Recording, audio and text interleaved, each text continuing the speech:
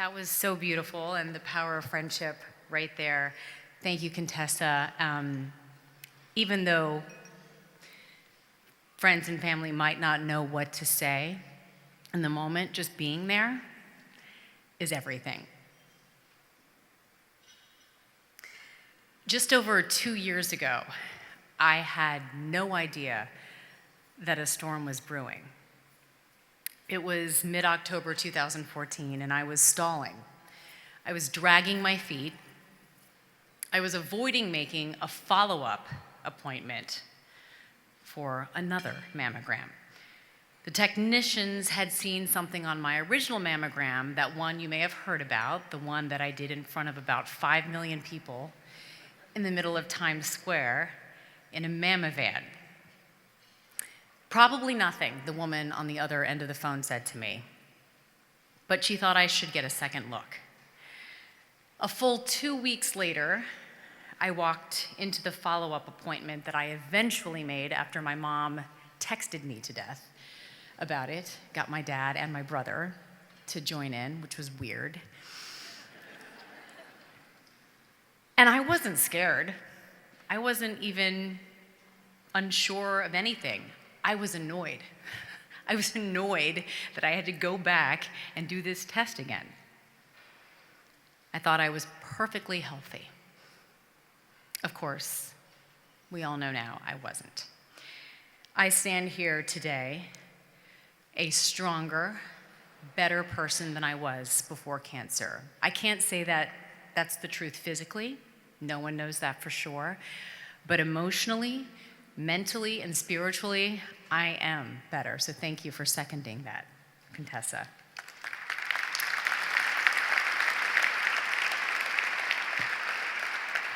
So many people in this room know what I'm about to say is true. Cancer took a lot from me, but the biggest thing it took from me was my sense of security. The trust I once had in my body, and the control that I thought I had over my life. There was a time not that long ago that I actually believed that cancer couldn't happen to me. I lost my mammogram prescription the year before when I was 39.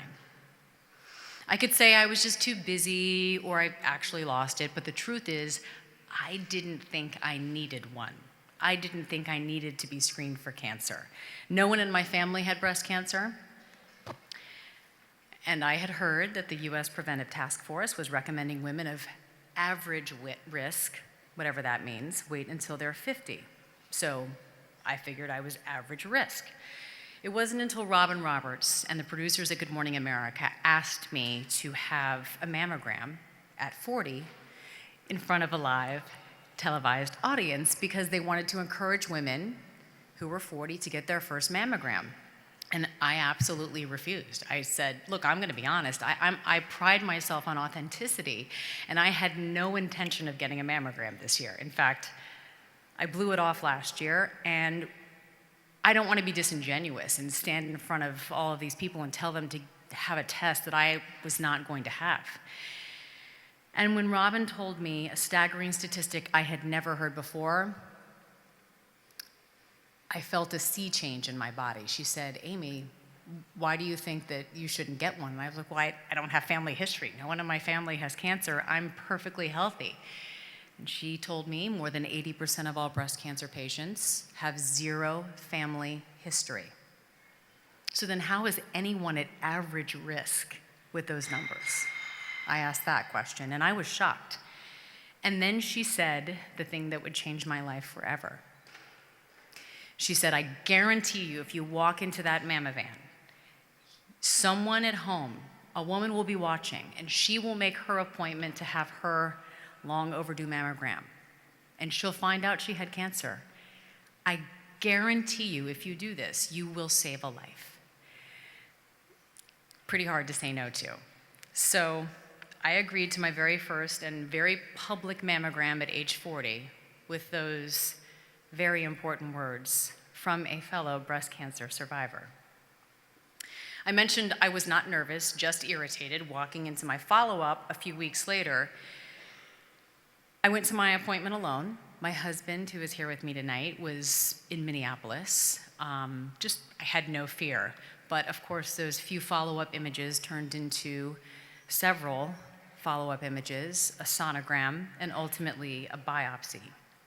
And when the radiologist came in and said, hey, we're gonna be able to have these results in a few minutes, would you like to wait until tomorrow when you can have someone with you when I read you the results? I still thought she was gonna come and tell me it was benign. I truly had no fear. I had done the research. I had a 1% chance, according to whatever thing I looked up on the internet, of having breast cancer. And I said, no, I'm fine. I'm totally fine. And she said, you sure you can't have someone here with you? And I thought, well, I can put my husband on speakerphone. I can call him and tell him what's going on. And she said, why don't you do that?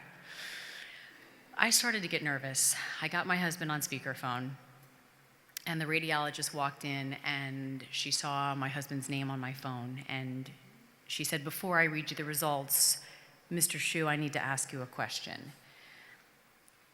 Are you driving? And when she said that, I knew what was coming next. The mass we found in your right breast is malignant. You have breast cancer. And so many people in this room know exactly what that moment's like. It is overwhelming. It is shocking. There aren't even real adequate words to describe your mental state in that moment. You have to make all of those awful calls to your family and the people who need to know.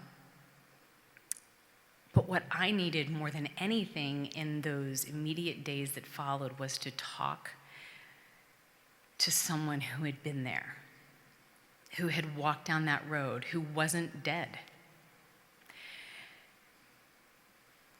And I was lucky to have Robin Roberts and Hoda Kotb, two of my good friends who had battled the disease, and it was incredible just to hear their happy, healthy voices on the other end of the phone telling me that I could get through this and telling me what I could expect to feel, and Robin telling me no matter what the doctors are saying now, it's gonna change.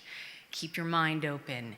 Don't get fixated on what you have to do, and always remember that you get to decide what you want to do. This is your cancer. This isn't anybody else's, and you have the power as a patient to make the calls that are right for you. And that was really, really important information for me to have in that moment when everyone's coming at you and you have all these huge medical decisions to make, and I didn't get an MD, so I'm thinking, why am I picking? Why am I deciding what's happening next? It's everything to be able to talk to a survivor, to talk to a thriver, and feel that there is hope and that there is help and that you are not alone.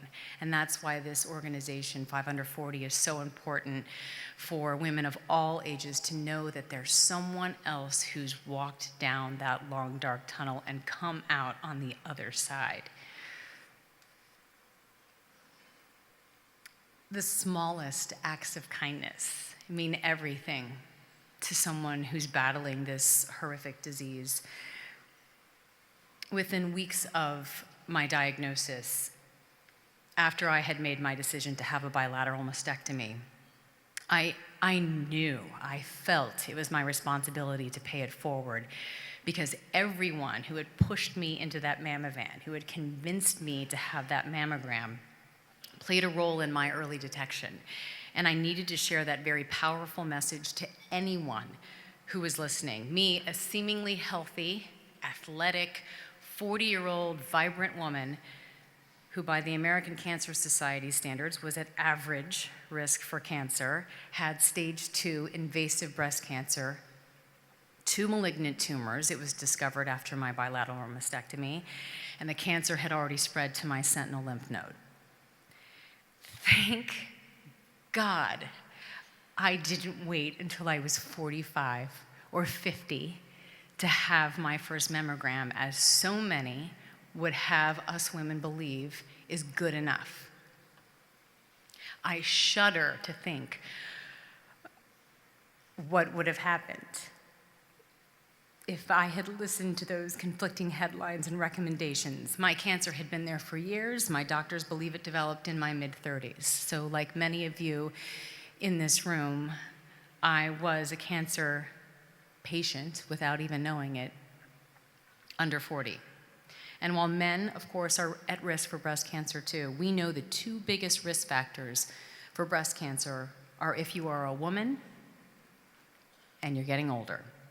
Cancer does not discriminate. Robin said I would save a life that morning in her dressing room. I just had no idea, for starters, it would be my own. I've heard from so many women who have told me that they heard my story, made those long overdue mammogram appointments, and indeed found their cancer. Some of them have sent me thank you notes, thanking me for saving their lives. I thank Robin for giving me the power to save my own, and in turn help other women do the very same. But I would tell each and every one of you in here the same rule applies to you, because every time you tell your story, every time you share your story with someone, they push it forward, and you create these incredible bands of support and awareness, because all of the women in your life and then in their friends' lives, and it's exponential, they start taking their health more seriously. They start realizing that it could happen to them, and the impact is significant. You impact everyone around you when you share your story. There are some people who have questioned me and said that I can't possibly say a mammogram saved my life. And technically speaking, I guess they're right. I could still die of breast cancer. I'm acutely aware of that. 30% of all early-stage breast cancer patients develop metastatic breast cancer, which we all know at this point is terminal. But I say this, no one can tell me that a mammogram didn't save my life. We'll just have to wait and see on that one. And I know this much, it gave me the best chance at surviving for as long as possible, and it gave me more years on this earth and more quality time with my 2 little girls, my husband, and all the people I love. I learned a lot of incredible lessons in my journey over these past 2 years, and one was learning how to truly accept help and receive love. I think a lot of us women in this room are very, we kind of like to do things our way. We like to be in control. We're the captain of our own ship. And so accepting charity doesn't necessarily come easy, but my God, it is beautiful. When I let my friends pick up my daughters, take them to the movies, help me make meals, and just accept the fact that, especially when you're in treatment, you can't do it all. And it's okay. It's okay to let people help you. It truly has been an incredible gift to see my friends and to let my friends help me in that way. It was a huge, huge seismic shift, actually, in my life. And I loved hearing Contessa say that she's seen that and felt that, because it's true.